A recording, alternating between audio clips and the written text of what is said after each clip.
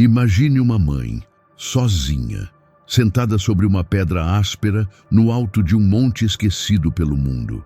O sol queimava sua pele durante o dia, a poeira cobria seu rosto, e quando a noite chegava, o frio cortava seus ossos como lâminas invisíveis. Não havia tenda, nem sombra, nem pão. Ao redor apenas silêncio e os sussurros sombrios do vento. Diante dela, os corpos dos próprios filhos, pendurados, expostos, apodrecendo lentamente diante do olhar impiedoso do tempo. Mas ela não fugiu, não gritou, não implorou.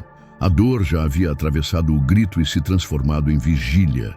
Ela se fez guarda, ela se fez muro, ela se fez escudo entre os mortos e os abutres. Durante o dia, espantava as aves que voavam em círculos acima. Durante a noite, enfrentava sozinha o avanço dos animais selvagens, sem pausas, sem descanso, sem promessas de alívio. O que poderia mover uma mulher a tal extremo?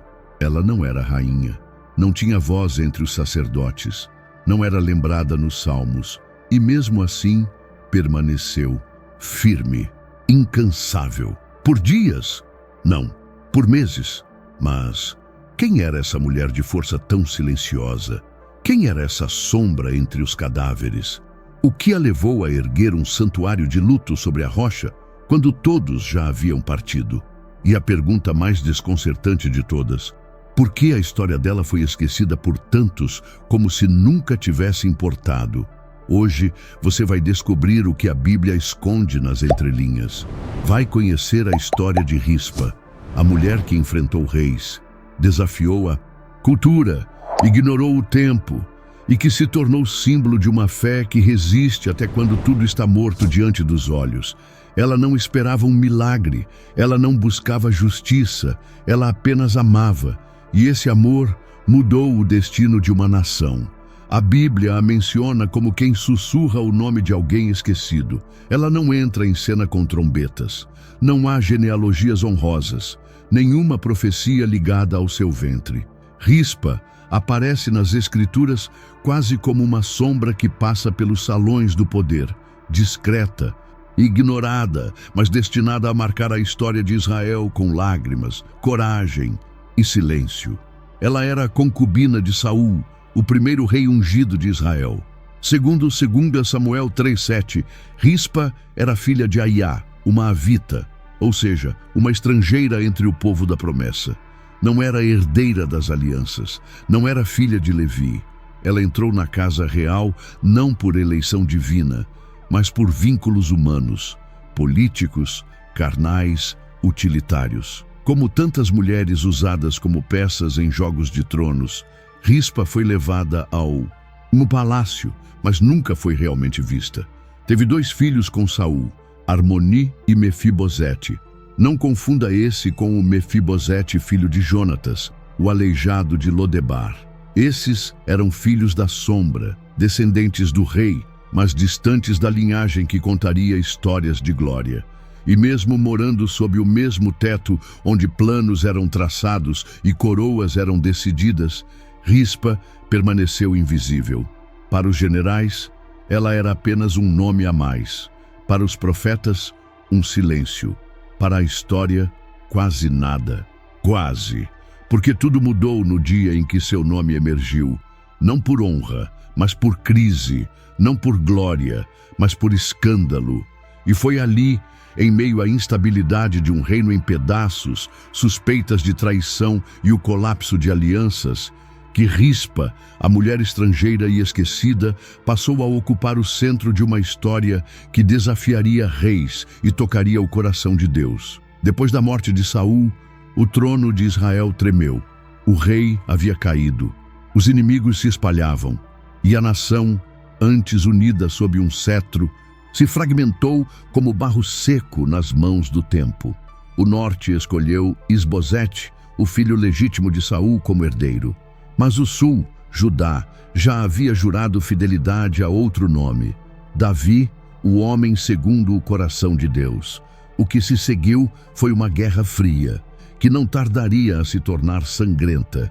Intrigas, alianças, espionagem, medo. 2 reis, um trono, e no meio um homem chamado Abner, o poderoso comandante do exército que havia servido fielmente à casa de Saul. Mas a lealdade de Abner tinha limites. Ele era mais que um soldado. Ele tinha influência, poder militar e ambição. E então veio a acusação. Isbosete se ergue diante do general e com a voz tensa dispara uma pergunta que mais parece um veredicto. Você se deitou com Rispa, a concubina do meu pai? Segundo Samuel 3:7. Não era só ciúme. Não era apenas uma suspeita pessoal. Naquela cultura, tomar uma concubina do rei era um gesto político. Era uma declaração silenciosa de que o trono já não era do herdeiro, mas do pretendente. Isbosete temia um golpe? Provavelmente. E sua suspeita tinha fundamento? Não sabemos. A Bíblia não diz se foi verdade. Mas para Abner, só a acusação bastou para se sentir traído. O general, ofendido, rompe com Isbosete e oferece sua força a Davi, o rei rival. O equilíbrio de poder desmorona. O norte cambaleia, e a aliança que sustentava o reinado do filho de Saul se quebra para nunca mais ser restaurada. E o mais irônico, no centro de tudo isso, sem querer, sem sequer falar, estava Rispa, a mulher que ninguém ouvia, a concubina estrangeira. Ela não empunhou espada, não assinou tratado, mas seu nome, sua história, sua simples menção se tornou o estopim que detonou a ruína de um reino. Aquela que fora esquecida, agora era peça-chave no tabuleiro do destino de Israel. O tempo passou, mas as feridas da história não haviam cicatrizado. Durante o reinado de Davi, uma seca terrível caiu sobre Israel. 1 ano, 2, 3... Os campos estavam estéreis, os rios se tornaram sulcos secos no chão, rachado. As orações subiam, mas o céu permanecia fechado. O povo jejuava, o rei se inquietava. Havia algo errado, muito errado. Foi então que Davi consultou ao Senhor, e a resposta veio como um trovão do passado. É por causa de Saul e de sua casa sanguinária, porque ele matou os gibeonitas. Segundo Samuel 21:1. O juízo não estava sobre Davi, nem sobre o povo, mas sobre uma traição esquecida, que Deus ainda lembrava. Nos dias de Josué, ao conquistar Canaã, Israel havia feito um pacto sagrado com os gibeonitas, um povo estrangeiro que deveria ser poupado e protegido. Mas Saul, tomado por zelo distorcido, rompeu esse pacto. Ele perseguiu, ele matou, violou um juramento feito diante do Senhor, e agora os gibeonitas clamavam por justiça. Não justiça humana, mas justiça diante do altar de Deus. Davi, então, os procurou pessoalmente. Com humildade perguntou: o que posso fazer para que a bênção volte à terra? Eles não pediram prata, não pediram terras, nem sequer desejaram a morte de qualquer israelita comum. A resposta veio seca, como o chão da nação. Queremos 7 descendentes de Saul. Enforcaremos todos diante do Senhor, em Gibeá, no monte do Senhor. Não seria um massacre impensado, seria um sacrifício público, um sinal. A dor da casa de Saul se tornaria a oferenda para que a maldição fosse quebrada. E Davi, o rei temente, o guerreiro do Senhor, concordou, sem discursos, sem demora. Ele entregou. E assim, a roda do destino começou a girar novamente, com sangue, com dor, com o nome de Saul escrito nas sentenças. E no meio de tudo isso, mais uma vez, estava Rispa. Entre os 7 nomes escolhidos para pagar com a vida a culpa de Saul, estavam Armoni e Mefibosete, filhos de Rispa, filhos do silêncio, filhos do abandono. Foram levados com outros 5 netos de Saul. Nenhum julgamento, nenhuma defesa. A sentença já estava escrita nas nuvens. E diante do povo, diante de Deus, no alto de um monte sagrado, em Gibeá, foram enforcados. Segundo Samuel 21:9. Mas o horror não terminou com a morte. Os corpos não foram sepultados, foram deixados pendurados, balançando ao vento seco diante dos olhares alheios e indiferentes. Era mais do que punição, era humilhação, era vergonha pública, um sinal para a nação. Assim morre a casa do traidor. E então, do meio da poeira e do luto, uma figura se ergue. Rispa, ela não grita, não suplica, não tenta impedir o inevitável. Ela simplesmente age. Com as próprias mãos, pega um pano grosseiro, talvez um saco de luto, talvez o último tecido que tinha, e com ele constrói um abrigo improvisado sobre uma rocha, não para dormir, não para chorar, mas para vigiar. Ela se assenta e não sai mais dali.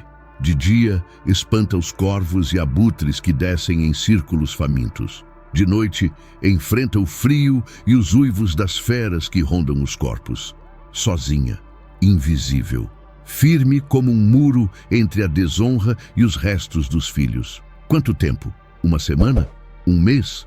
Quase 6 meses. Desde o início da colheita da cevada no mês de abril, até as primeiras chuvas de outono por volta de setembro. Ela não tinha coroa, não tinha sacerdócio, não tinha ninguém, mas tinha algo que nem o tempo, nem a política, nem a morte podiam corromper: amor de mãe. E foi esse amor que a fez resistir ao sol escaldante, às noites geladas e ao esquecimento dos homens. Ela não lutava para que os filhos voltassem à vida. Ela lutava para que a memória deles não fosse devorada, para que, mesmo mortos, não fossem tratados como malditos. E na solidão daquela vigília, dia após dia, Rispa se tornou o símbolo vivo de um amor que não abandona, nem desiste, nem se cala. E então, a notícia chegou ao rei. Davi, o guerreiro, o estrategista, o homem segundo o coração de Deus.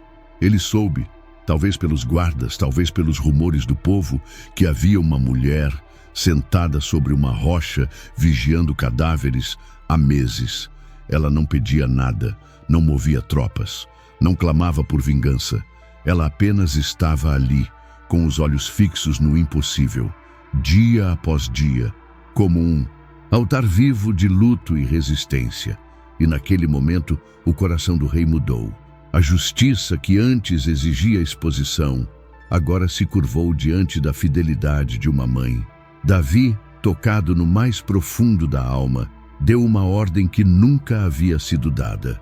Recolham os ossos desses homens, deem-lhes um sepultamento digno, que descansem ao lado de Saul, o rei, e de Jonatas, seu filho. 2 Samuel 21:13. E assim foi feito. Aqueles corpos antes esquecidos, pendurados ao vento, foram carregados com honra, lavados com respeito, sepultados com dignidade. E a Bíblia, com uma simplicidade que carrega um peso eterno, registra: depois disso, Deus se tornou favorável para com a terra. 2 Samuel 21:14. As nuvens voltaram. O céu, que por 3 anos ficou em silêncio, respondeu. A seca cessou, a fome se afastou. A terra, antes em lamento, voltou a respirar. Mas isso não aconteceu por guerras vencidas. Não foi por sacrifícios cerimoniais. Não foi por ouro, nem por espada. Foi por causa de uma mulher esquecida, sem título, sem púlpito, sem voz, mas com fé, com amor, com firmeza. Ela ficou de pé onde todos se ajoelharam. Ela resistiu onde outros desistiram. Ela vigiou onde ninguém mais se importava. E por sua fidelidade silenciosa, a maldição foi quebrada. A história de Rispa é uma daquelas narrativas esquecidas que gritam verdades eternas. Ela não era rainha, não era profetisa, não era rica, mas seu amor de mãe, sua fidelidade silenciosa e sua resistência inabalável impactaram um rei e um reino. Quantas vezes nos sentimos esquecidos, invisíveis, sem voz, mas Rispa nos ensina. O céu responde ao amor fiel, mesmo quando ninguém mais está olhando. E quando tudo parece seco, quando a dor é longa demais, Deus vê, Deus honra, Deus envia a chuva. Se essa história falou com você, escreva nos comentários. Eu espero no Senhor. mesmo em meio à dor. Assim saberei que você ficou até o fim e foi tocado por essa poderosa história. Inscreva-se no canal para mais reflexões como essa, histórias esquecidas que ainda falam alto. E assista agora o próximo vídeo que deixei aqui na tela. A mãe de Davi. Quem foi essa mulher e como ela influenciou um rei? Que o Senhor te abençoe. E nunca se esqueça, Ele vê até as lágrimas silenciosas.